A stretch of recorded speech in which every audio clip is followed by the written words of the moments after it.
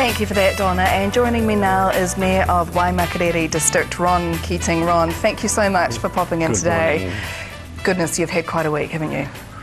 Yes, it's something one will never forget, and those who have been through this terrible event, it'll be etched on their minds for a long, long time. That's exactly right. We will never forget this, will we? What's the state of play at the moment in Kaipoi, Ron? Well, we're in day 7, and I think things are running very smoothly in terms of us addressing the main issues, which is the safety of people, first and foremost, which means buildings have to be inspected and checked out so there's no further threat to their well-being. We then have to look at our essential services and access, and those are pretty well tracking very well. We've just about got all the water back on in Kaipoi. Sewage is a major problem, and we've lost about half our sewage system in critical areas. The good news is, yesterday I was saying that it may be fully 12 months or thereabouts to get the system reinstated.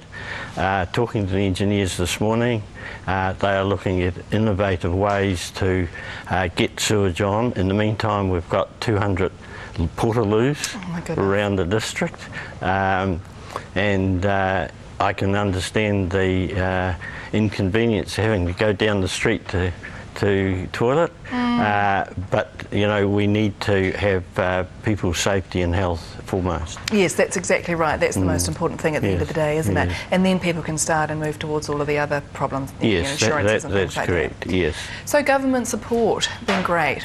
It's been incredible. I did a tour with John Key on Tuesday morning.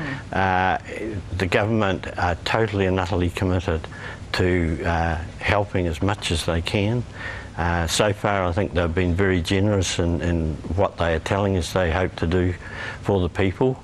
Not everyone has insurance, but we're making sure that those who don't have access to cover with insurance and that their concerns will be addressed.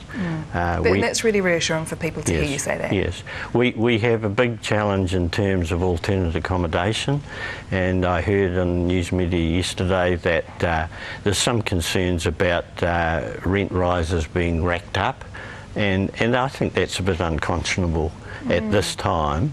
However, I don't think it's widespread, and that's great. We've had a huge offer in terms of numbers of people offering their homes, accommodation, short-term and longer-term. I had one this morning from a man in Wellington who's offering his complex for a family. And it's just amazing. The district has responded incredibly. Even those people who have problems even now with their own home and their own conditions are offering help to others. That's amazing, isn't it? Yeah, the spirit is there. New Zealand generosity, Kiwi generosity, it's fabulous. If people do have anything like that they can offer, is it best for them to contact the council? Yes, we have phones manned. I think we're handling about 1,000 calls a day. Those with very small numbers like 10 aren't answered within 30 seconds. Wow. So people aren't hanging on the end of the phone. We have people there gathering up their requirements. These are all logged and noted, and they go to the welfare people or they go to the engineers. They always get directed to the person who can deal with that there and now. Fantastic. This weekend, I know you're a little bit concerned. You've released a press release today about rubberneckers, and I know last weekend it was a huge problem, wasn't it? It was absolute chaos. To be honest, I was on supporting some community watch people. I think we only had 3 policemen available at that time. And the abuse that we took, after half an hour, I said, I'm out of here, I'm going to lose my cool. And it's just unbelievable. So people just coming in, trying to drive through, all for the yeah, they want the of picture. looking They at want themselves. the pictures, and you know, they were pushing through the barriers to get photos of buildings that had collapsed. Oh my goodness! And they were putting themselves and people who are there to, you know, obviously care for their safety. They were just being pushed aside.